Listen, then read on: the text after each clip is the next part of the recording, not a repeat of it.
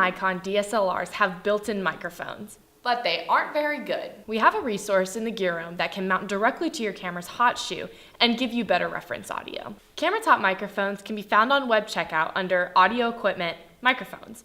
They are powered by an included 9-volt battery. Use the wheel to secure and tighten.